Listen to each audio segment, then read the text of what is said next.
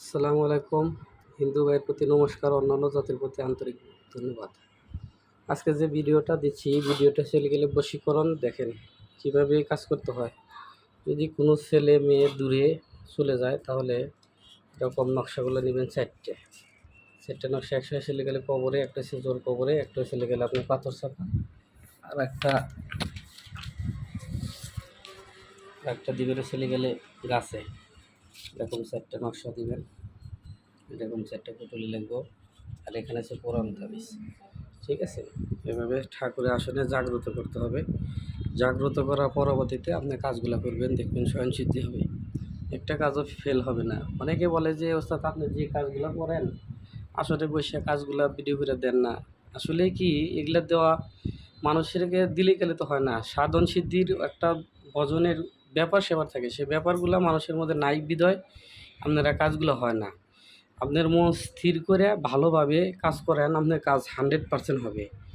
গতকালকে আমার এক শিষ্য বলতেছে যে ওস্তাদ আপনার কাজগুলা আমি কইরা সফল হয়েছি, তার জন্য এই ভিডিওটা। আর এই কাজগুলা দেখে আমি যেভাবে কাজগুলো করি এই নিয়মে কাজগুলো করবেন, একটা কাজও আপনার মিস হবে না। দেশে ও দেশের বাহিরে যারা আছেন আমাকে দিয়ে কাজ করাতে চাইলে ভিডিওর নিচে হোয়াটসঅ্যাপ ইমো নাম্বার দেওয়া আছে, আপনারা সুন্দরভাবে কল দিবেন, ভয়েস দিবেন, যে কোনো ধরনের সমস্যার সমাধান করে থাকি। তো দেখেন এভাবেই আমি কাজগুলো করি আসনে নিয়ে। আর জাগ্রত করবেন, জাগ্রত করার পরে কাজগুলো কিন্তু ছাড়বেন।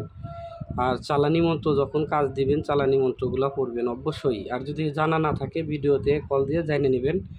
আমি ভিডিওতে কোনো মন্ত্র আজকে পাঠ করব না, কারণ আমি সম্পূর্ণ জিনিস কাজ শেষ করছি। শুধু খালি ভিডিওটা আপনাদের উদ্দেশ্যেই ছাড়া বা ভিডিওটা আপনাদের উদ্দেশ্যে দেওয়া, বেশি বড় করব না। আমি কিন্তু বেশি বড় ভিডিও ছাড়ি না আজ পর্যন্ত। যে কটা ভিডিও দিছি 3 মিনিট 4 মিনিটের উপরে কোনো ভিডিও আমার নাই। ঠিক আছে, আর একবার দেখেন এভাবেই আমি কাজগুলো করে থাকি। সম্পূর্ণ জিনিস এরকমভাবে কাজ করি, এটা আসনে বসে আমি কাজগুলো করি। এরকমভাবে জাগ্রত করে তারপরে কাজ দিবেন, একটা কাজও আপনার ফেল হবে না। ভালো থাকেন, সুস্থ থাকেন, আল্লাহ হাফেজ।